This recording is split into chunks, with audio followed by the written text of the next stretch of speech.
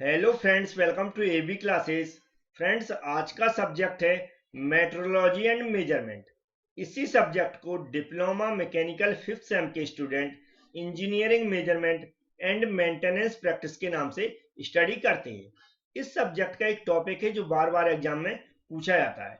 Error किसे कहते हैं और इसके क्या रीजन होते हैं। तो फ्रेंड्स, आज के वीडियो में एरर की डेफिनेशन, उसका फॉर्मूला और उसके क्या रीजन होते हैं, यह सब समझाने वाला हूं। इसलिए फ्रेंड्स, वीडियो को पूरा जरूर देखें। इसके अलावा डिप्लोमा मैकेनिकल फिफ्थ सेम के स्टूडेंट और भी सब्जेक्ट की स्टडी करना चाहते हैं तो उसके वीडियो मैंने ऑलरेडी डाल रखे हैं, जैसे कि एमपीएमएम, पीपीसी, एमटीटी। इन सभी सब्जेक्ट की प्लेलिस्ट मिल जाएगी आपको पर्टिकुलर सब्जेक्ट के नाम से, और डिस्क्रिप्शन बॉक्स में डायरेक्ट लिंक भी मिल जाएगी, वहां से जाकर आप देख सकते हैं। अब फ्रेंड्स, मैं करता हूं आज का वीडियो स्टार्ट। अब सिर्फ आपको ध्यान से सुनना है और समझना है। स्टार्टिंग करते हैं टॉपिक से। तो फ्रेंड्स, यहाँ पर जो टॉपिक लिखा है एरर, एरर जो वर्ड है वह रिलेटेड है मेजरिंग इंस्ट्रूमेंट से। याद रखें, एरर जो वर्ड है वह रिलेटेड है मेजरिंग इंस्ट्रूमेंट से। अब फ्रेंड्स, इसकी डेफिनेशन को समझाने से पहले मैं थोड़ा सा बता दूं कि इसकी डेफिनेशन जो यहाँ पर लिखी है इसी को मैं एक्सप्लेन करने वाला हूं और पूरी थ्योरी समझाऊंगा, इसी डेफिनेशन के आधार पर समझाने वाला हूं, जिससे कि आप इस डेफिनेशन को पढ़ें तो आपको पूरी थ्योरी अच्छे से समझ में आ सके। तो फ्रेंड्स, स्टार्ट करते हैं एरर की थ्योरी को समझाना। तो फ्रेंड्स, जैसा कि मैंने बताया, जो एरर वर्ड है वह है रिलेटेड मेजरिंग इंस्ट्रूमेंट्स। अब सिर्फ आप ध्यान से सुने जो मैं बता रहा हूं। जैसा कि आप सब जानते हैं, जब भी हम कोई पार्ट्स को, मशीन के पार्ट्स की बात कर रहे हैं, हम मैकेनिकल इंजीनियर हैं, तो कोई भी मशीन के पार्ट्स को हम मैन्युफैक्चरिंग कराते हैं या उसको बनवाते हैं तो हमारे पास उसकी स्पेसिफिकेशन रहती है।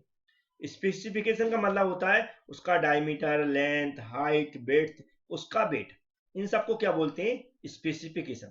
तो इसके अकॉर्डिंग हम क्या बनवाते हैं? उस मशीन के पार्ट्स को बनवाते हैं। तो जो हमारी स्पेसिफिकेशन रहती हैं, जैसे लेंथ, विड्थ, हाइट और डायमीटर, जो हम किसी मैन्युफैक्चरर को देते हैं, वह सब क्या कहलाती हैं? Actual value. मतलब हमारे पास एक्चुअल वैल्यू है कि इस डायमेंशन के आधार पर हमें उस पार्ट्स को बनवाना है।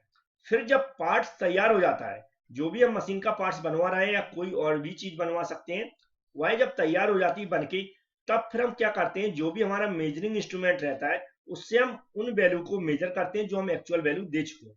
तो उसमें कुछ ना कुछ डिफरेंस आता है। क्या होता है? जो डिफरेंस आता है, तो जो हम इंस्ट्रूमेंट से पार्ट्स को बनने के बाद मेजर करते हैं तो जो वैल्यू आती हैं उनको हम क्या बोलते हैं? Measured value. याद रखें, जो मैंने स्पेसिफिकेशन दी है वह क्या कहलाती है? Actual value.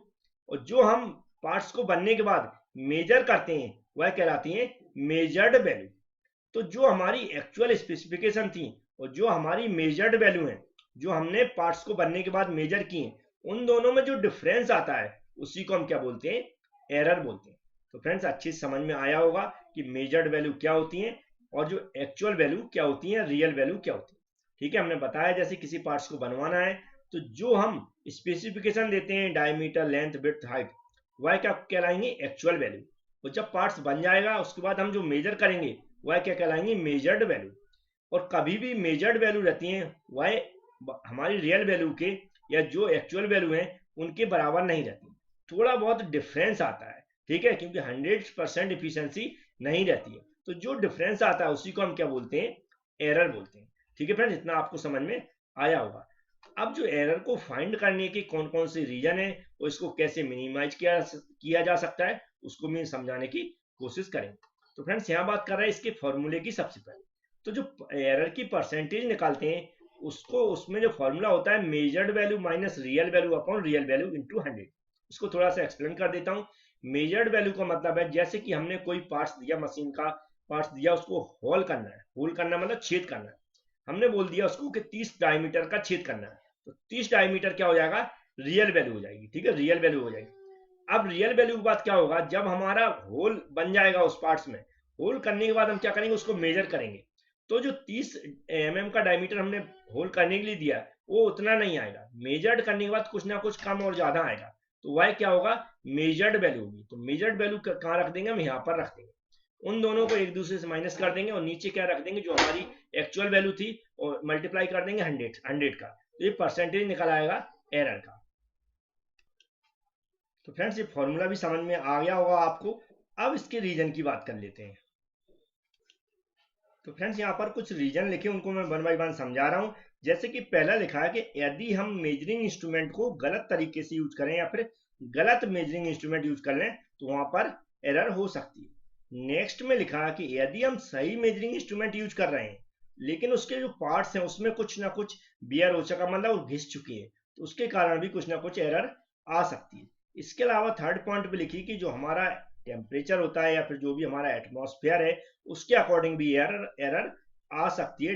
डिपेंड करता है हम किस टाइप की मेजरिंग कर रहे हैं या किस टाइप के जो भी हम डायमेंशन निकाल रहे हैं उसके ऊपर डिपेंड करता है। ठीक है, मेजरिंग में इंस्पेक्शन में टेम्परेचर भी आ सकता है, प्रेशर भी आ सकता है, कुछ भी हो सकता है। नेक्स्ट है फ्रेंड चौथे नंबर पे लिखा है कि अगर कोई इंस्ट्रूमेंट खुद ही मतलब खुद उसमें पहले से ही कोई ना कोई उसमें डिफेक्ट है तो वह भी गलती हो सकती है। इसके अलावा जब हम मेजरिंग इंस्ट्रूमेंट को यूज करते हैं पांचवें नंबर पे तो हम उसको प्रॉपर ढंग से या प्रॉपर तरीके से यूज नहीं कर पा रहा है तो उसका भी रीजन हो सकता है जो भी हमारी एरर आने की। अब पांचवें नंबर के बाद जो भी बचे पॉइंट है उनको भी मैं समझा देता हूँ। अब छठवें नंबर की बात करते हैं तो फ्रेंड्स यहाँ पर कर रहा है अलाइन की बात। तो अलाइन का मतलब होता है जो भी हमारी एक्सेस एक दूसरे से पॉइंट मिलते हैं वो पॉइंट सही नहीं मिल पाते, तो वहां से भी हमारी एरर आ सकती है। अब नेक्स्ट पॉइंट की बात कर लेते हैं। सातवें नंबर पे बात कर रहा है फ्रेंड्स कि यदि कोई ऐसा इंस्ट्रूमेंट है हमें उसको दबा के मेजर करना पड़ता, तो यदि हम प्रॉपर प्रेशर नहीं लगा पा रहे हैं तो वहां पर भी क्या होता है, एरर हो सकती है। नेक्स्ट 8 नंबर पे लिखा कि अगर या तो मशीन के पार्ट्स पे या फिर हमारे इंस्ट्रूमेंट में अगर कोई ऑयल वगैरह लगा है, डस्ट लगा है, ग्रीस लगा है, इस तरह का कुछ भी कचरा टाइप का आ सकता है। ठीक है, कुछ भी हो सकता है। तो इस तरह की जो सफाई ना होने से, अच्छी तरह फिनिशिंग ना होने से भी क्या होता है, हमारी जो भी एरर है वह भी आ सकती है। नेक्स्ट में लिखा है कि वाइब्रेशन इज द डिवाइस और object at the time of measuring. Measuring instrument के टाइम या फिर जो मेजरमेंट के टाइम अगर कोई वाइब्रेशन होता है तो उस टाइम भी हमारी एरर आ सकती है। अब जो 10 नंबर का है उसमें लिखा है मिस्टेक ऑफ मेजरमेंट इंस्ट्रूमेंट। हमारे जो मेजरमेंट इंस्ट्रूमेंट है उसमें अगर मिस्टेक होती है तो वहां से भी हमारी एरर आ सकती है। नेक्स्ट में लिखा है जो भी ऑब्जर्वेशन या इंटरप्रिटेशन होता है, मतलब अगर कोई किसी का हम जब हमारे पास क्या होता है एक्सपेरिमेंट करते तो वहां पर जो भी डाटा वहां पर शो होता है उसको हम पढ़ते हैं। ठीक है, ऑब्जर्वेशन, तो वह पढ़ने में अगर गलती हो जाती है तो वह भी क्या है, एरर में काउंट किया जाता है। इसके बाद होता है जो भी हमारा इंस्ट्रूमेंट यूज कर रहा है उसकी अगर पोजीशन प्रॉपर नहीं मिला पा रहा है, रॉन्ग पोजीशन होती है, तो भी हमारी एरर आ सकती है। नेक्स्ट और लास्ट में लिखा है putting the object in the wrong position for measurement.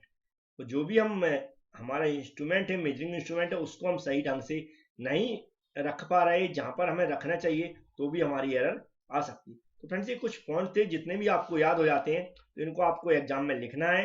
अगर पूछा जाता है क्वेश्चन है तो यहाँ पर इस तरह ये पूरे पॉइंट लिख सकते हैं, ऊपर आप डेफिनेशन आराम से लिख सकते हो, यहाँ पर इसको फॉर्मूला लिख के समझा सकते हैं। अगर कोई न्यूमेरिकल आ जाता है तो इस फॉर्मूले पर आधारित आएगा, तो नॉर्मल आपको परसेंटेज पूछा जाएगा एरर की, तो आप इससे आसानी से निकाल सकते हैं। तो फ्रेंड्स अगर वीडियो पसंद आया तो लाइक जरूर कर दें। Thank you friends.